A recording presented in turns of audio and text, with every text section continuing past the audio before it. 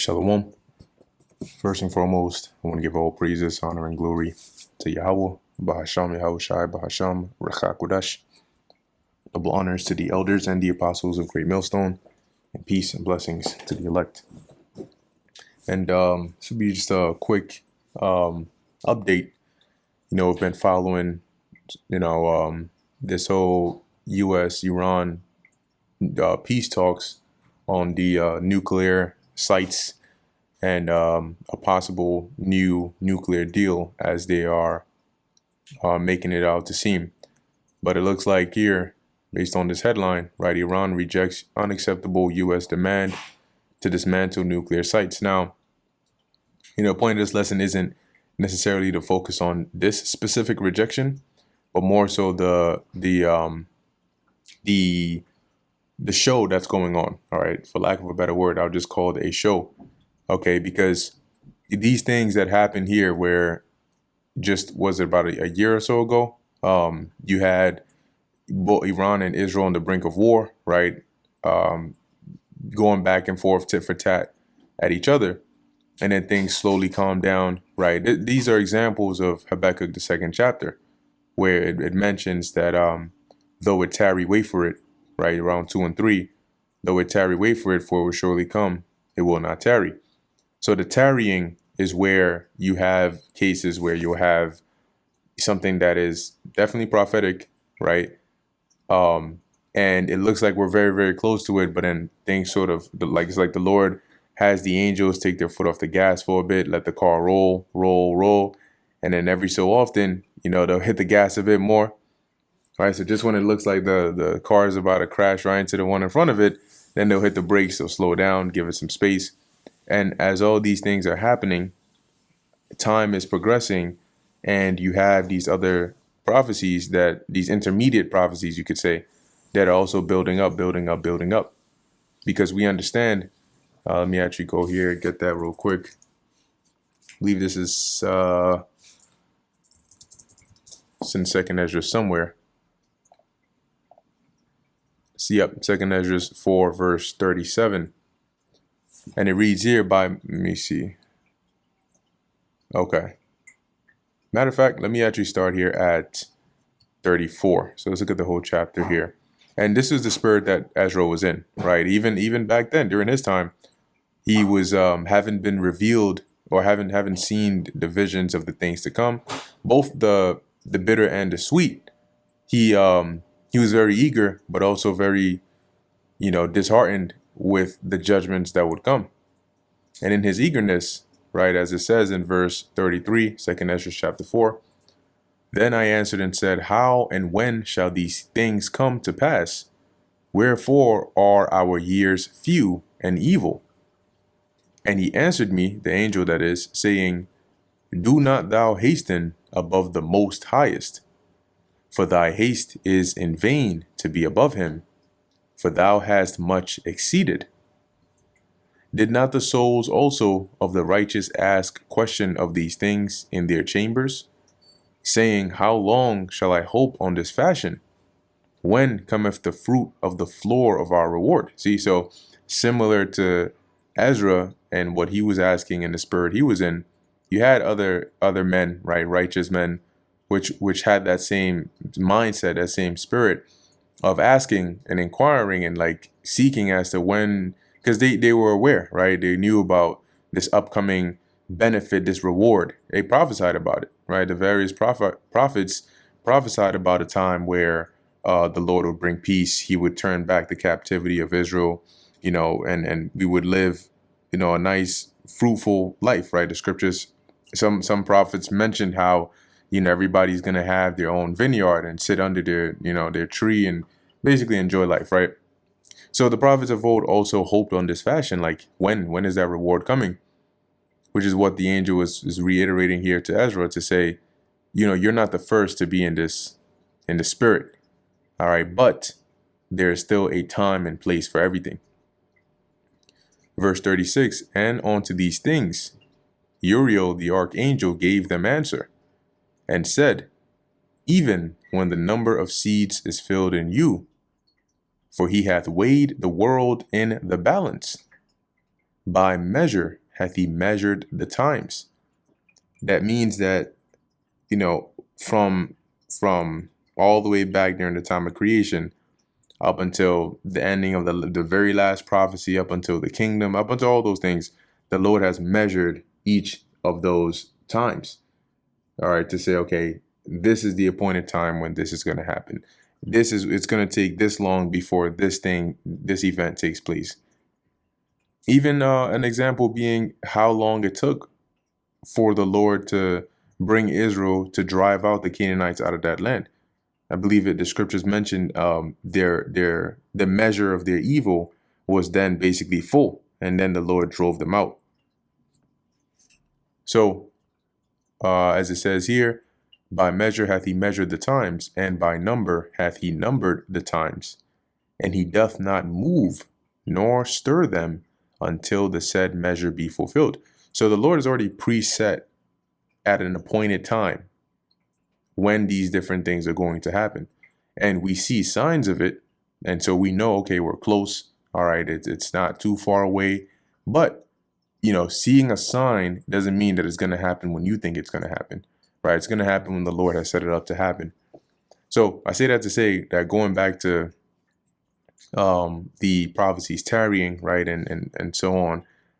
One, we know it's sure, right? We have a more sure word of prophecy. So we know that it's sure. We know it's going to happen. In Habakkuk 2 and 3, it also mentions that it shall come and it shall not lie. But we also know that it's going to happen at its set appointed time. So when that tarrying happens, we know that we're getting closer. All right, but it's really just a matter of time. And understanding the sureness of prophecy lets us know that regardless of what these intermediate events that take place look like, what's going to end up happening is this nation here, Iran, is going to be involved in World War III. The U.S. is going to be involved in it. Russia is going to be involved in it. These were things that were already seen and written down and spoken about by the prophets of old. So we know that even if they were to say, yeah, we try to talk with them, and they said, like it says here, Iran says, no, this is unacceptable. We can't have this. And then the U.S. says, okay, fine, we'll be reasonable, and then we'll come to some agreement. And even if they were to come up with some nuclear deal and make it look like there's going to be peace, that's not what prophecy says. And it just looks that way from this standpoint. But as I always say, you know, the outlook of events change because you don't even know what majority of the people of the world, they don't know what the future is. So they base it off of the present. They look at the present and then they have a forecast or an estimate based on how things look now. But we know that the future is determined by the word of the Lord, not how things look now. Okay, and that's why we see through the lens of prophecy, because that is a surety. You may step outside in the morning and the sun may be out. And you may say, damn, it's going to be a nice day today. And then noon comes and then the clouds are, you know, darkened and then it starts raining. And then a whole storm comes. Well, you wouldn't have known that from before. So when you first woke up, 9 a.m., it looked nice and, you know, partly cloudy, right? It looked nice and clear. You had an estimate of what the day would be like. Oh, it's going to be a good day, beautiful day. Let's go to the beach. Then around 11:30, the starts getting windy. You know, the clouds start gathering.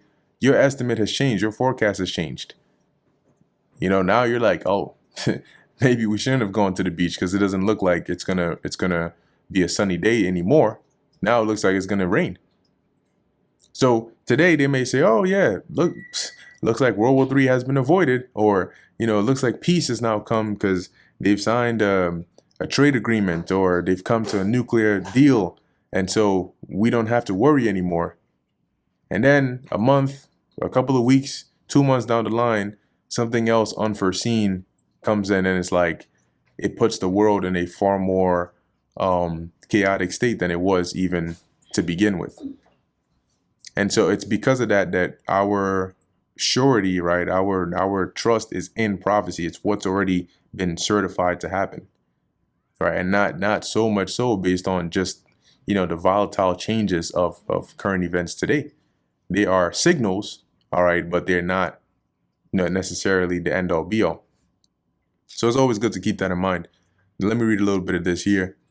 It says here, Iranian President Masoud Pezeshkian has thrown cold water on the possibility of dismantling its nuclear facilities, which Tehran maintains are only for peaceful domestic energy purposes.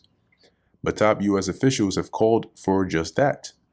Starting earlier this month, Secretary of State Marco Rubio said that Iran has to walk away from uranium enrichment and long-range missile development, while Trump's special envoy to the Middle East, Steve Witkoff, just days ago went further, asserting that Iran's uranium enrichment facilities have to be dismantled. But they're responding and saying, well, we have these uranium enrichment facilities, but it's not you don't just use it for nuclear weapons. We need it for non-military reasons, right? It says here for Washington to trust that it does not want nuclear arms. Pezeshkian in the fresh comments blasted the demand as unacceptable and framed it as a matter of national sovereignty and independent development. The discussion that has been raised about dismantling Iran's entire nuclear facilities, and you know who's behind this, right? The Israelis, because they're pushing hard for that. They said, no, you got to strip them bare, fully. It's unacceptable to us, the Iranian president said, adding that Iran will not give up its peaceful nuclear rights. Still, the country's foreign minister Abbas Araki acknowledged Sunday that negotiations with the United States and Oman had become much more serious and frank, which suggests positive momentum toward restoring a deal or at least an understanding on which to build a working relationship with Washington. See, and that's that point right there. Now, let me bring up one more quick precept here in the book of Proverbs 21. And this is why the wisdom of Yahweh Ba'Shem Yahushai, the knowledge of the scriptures prevails above all, because you can see things happening and you can already understand what it actually means, right? You place your bet in the right place because you're not deceived by the back and forths, the little shows that are leading you one way versus another way versus another way. Now this is Proverbs 21:1, and it reads, "The king's heart," meaning their mind, their thoughts, their imaginations, is in the hand of the Lord Yahweh. As the rivers of water, he turneth it whithersoever he will. So if it's the Most High's will that these nations will go to war with each other, right, on opposing sides, then it doesn't matter if they themselves, right, foresee some momentum towards restoring peace, and even if they do achieve peace, the Most High can easily just put into the minds of any one of them or spark some event that triggers their minds to say, we're not doing this, this deal is off, X, Y, and Z. Right? And it's the same with Russia, right? And that's why in Isaiah, the 13th chapter, it mentions that they shall not regard gold nor silver. Okay? And that translates in modern day terms to the agreements and the deals that they make, right? To say, okay, let's have peace, and these will be the terms and conditions on which we would do that. No more of that. Okay, that's out the picture.